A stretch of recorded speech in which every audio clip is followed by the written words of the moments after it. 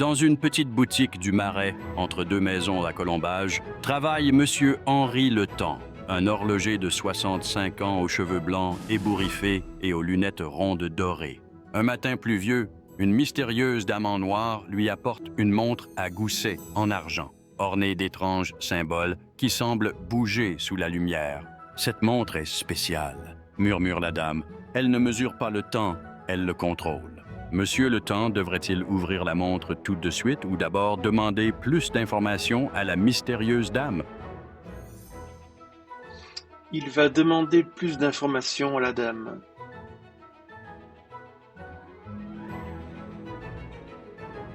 Très sage décision.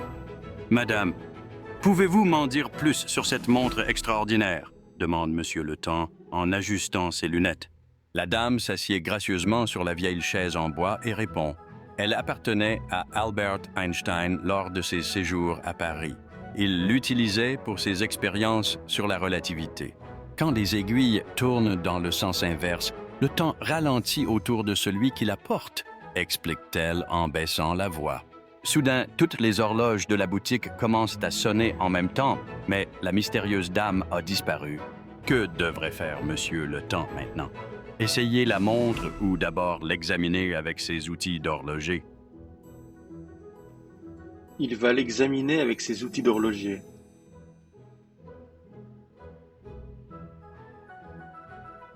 Ah, un vrai professionnel. Monsieur Letemps installe délicatement la montre sous sa loupe d'horloger et sort ses outils les plus précis.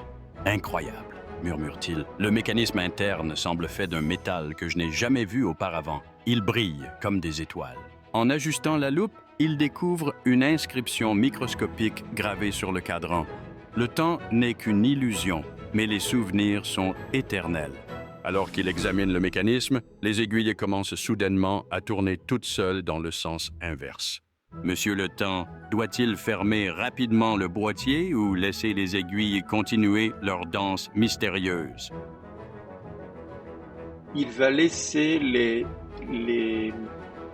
aiguilles tourner.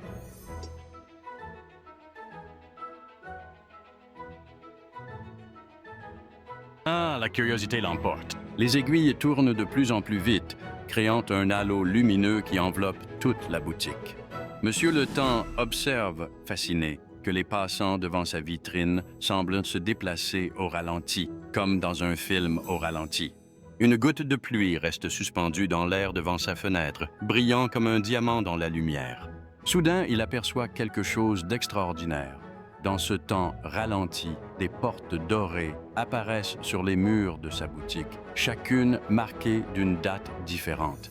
Quelle porte Monsieur Letemps devrait-il ouvrir? Celle de 1889, construction de la Tour Eiffel, 1923, les années folles, ou 1955, son année d'apprentissage en horlogerie? 1923.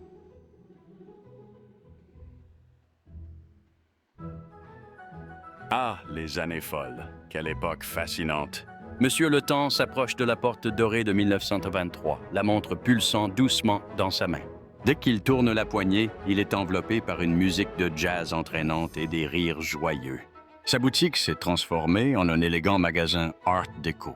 Et dehors, les automobiles rutilantes et les tenues étincelantes illuminent les rues de Paris. Il remarque alors un détail surprenant. Derrière le comptoir, un jeune horloger qui ressemble étrangement à son ancien maître travaille sur la même montre mystérieuse. Monsieur Letemps devrait-il parler à cet horloger du passé ou simplement observer pour découvrir les secrets de la montre? Il va observer.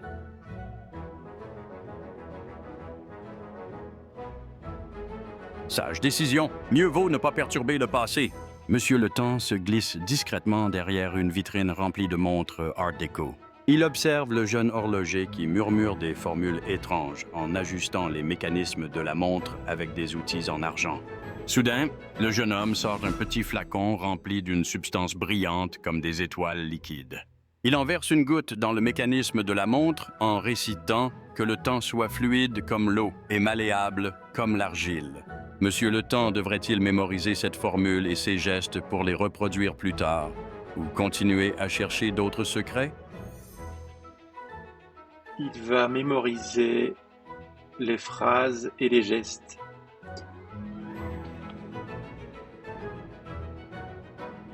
Excellent choix.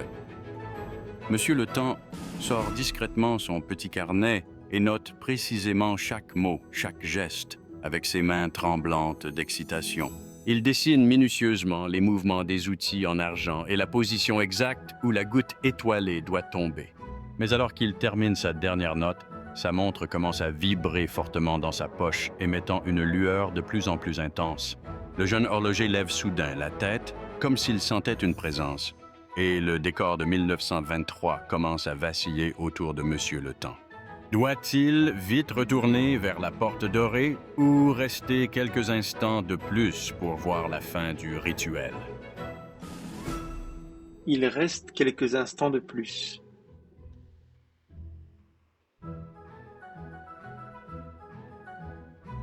Ah, la curiosité est plus forte que la prudence. Le jeune horloger termine le rituel en plaçant un minuscule cristal au cœur du mécanisme qui se met à pulser comme un battement de cœur.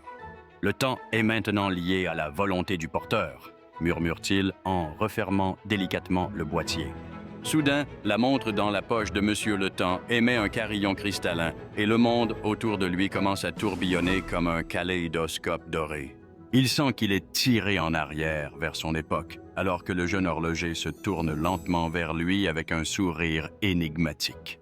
Alors qu'il est ramené vers le présent, devrait-il essayer d'attraper le flacon d'étoiles liquides resté sur l'établi ou accepter de rentrer avec uniquement ses précieuses notes? Il va rentrer avec uniquement ses précieuses notes.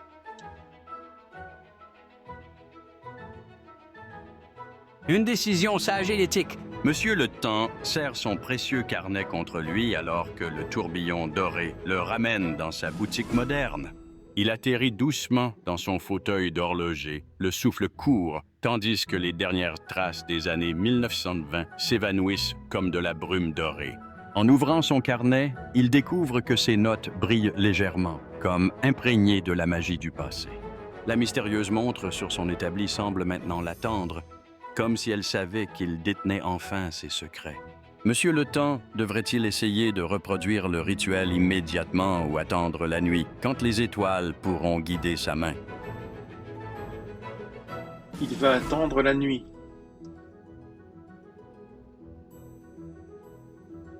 Ah, la patience est une vertu. Monsieur le Temps passe l'après-midi à relire ses notes, mémorisant chaque détail pendant que le soleil descend lentement sur Paris. À la tombée de la nuit, il allume une unique bougie sur son établi, créant une atmosphère mystérieuse dans la boutique silencieuse. Les étoiles commencent à briller à travers la fenêtre, leur lumière semblant danser sur les mécanismes de la montre mystérieuse. Il sort ses outils en argent, hérités de son maître, qui paraissent étrangement similaires à ceux qu'il a vus dans le passé.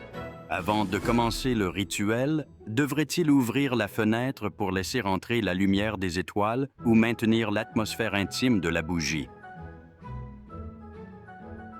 Il garde l'atmosphère de la bougie.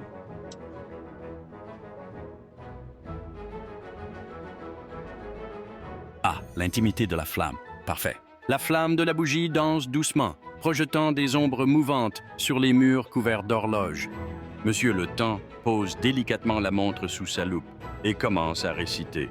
Que le temps soit fluide comme l'eau. Soudain, la flamme de la bougie devient bleue et la montre commence à émettre une douce vibration musicale.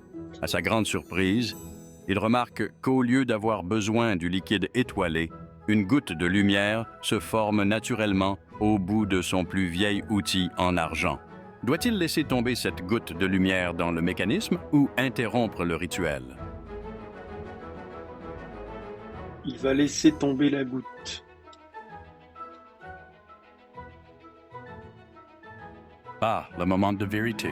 La goutte de lumière tombe en spirale, comme au ralenti, vers le cœur de la montre. Au moment où elle touche le mécanisme, une onde de lumière dorée pulse à travers toute la boutique, faisant vibrer chaque horloge à l'unisson. Les aiguilles de toutes les horloges se mettent à tourner follement, créant une mélodie cristalline dans l'air. Monsieur le Temps sent soudain le temps devenir malléable autour de lui, comme de la soie liquide qu'il pourrait toucher du bout des doigts. Maintenant qu'il contrôle le temps, que devrait-il faire en premier? Ralentir un instant précis ou accélérer vers un moment futur? Il va accélérer jusqu'en l'an 2100.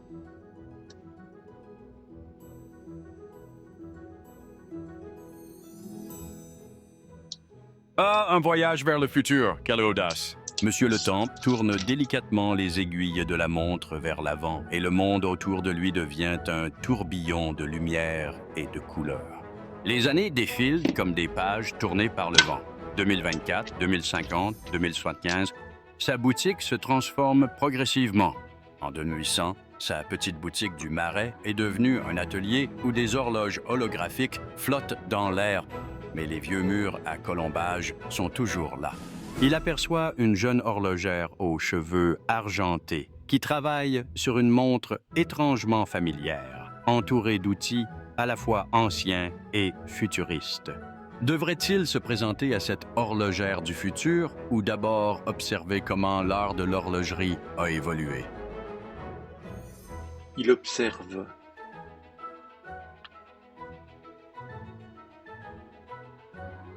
Sais-je choix? Restons discrets.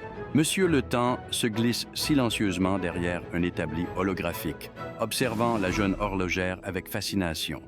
Elle manipule le temps comme un artiste sculpterait de l'argile, créant des montres qui ne mesurent pas seulement les heures, mais aussi les émotions et les souvenirs. Soudain, il remarque quelque chose d'extraordinaire.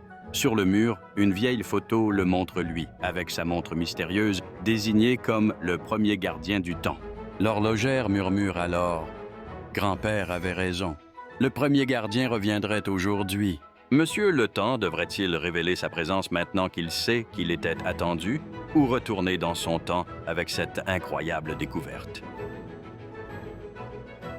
Il va retourner dans son temps.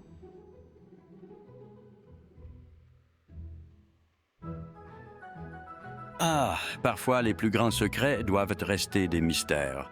Avec un sourire ému, Monsieur le Temps serre sa montre contre son cœur et active doucement le mécanisme de retour. Le futur se dissout autour de lui dans un tourbillon de lumière dorée, alors qu'il entend la voix de la jeune horlogère murmurer « Merci d'avoir ouvert la voie, grand-père ».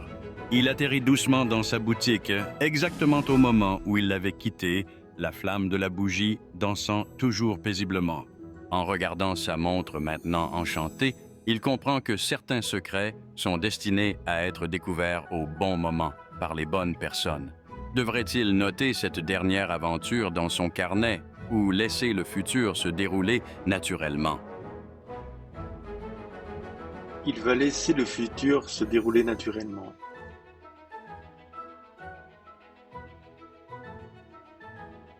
Ah, quelle sage décision finale. Monsieur le Temps range doucement son carnet dans le tiroir de son établi, un sourire serein aux lèvres. Il place la montre enchantée dans une petite boîte en velours rouge, sachant qu'un jour, elle trouvera son prochain gardien. Les horloges de sa boutique reprennent leur tic-tac régulier, comme si elles gardaient précieusement le secret de cette nuit extraordinaire. Dehors, l'aube commence à pointer sur Paris, promettant un nouveau jour rempli de possibilités infinies, tandis que Monsieur le Temps reprend tranquillement son travail d'horloger, désormais gardien du temps.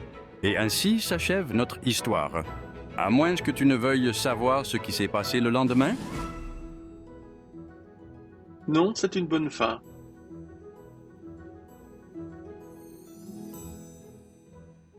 Ah, tu as raison. C'est une fin parfaite pour notre histoire magique. Certains mystères sont plus beaux quand ils restent des mystères, n'est-ce pas? Monsieur le Temps nous a montré que parfois, le plus grand pouvoir n'est pas de contrôler le temps, mais de savoir le respecter. Merci d'avoir partagé cette belle aventure.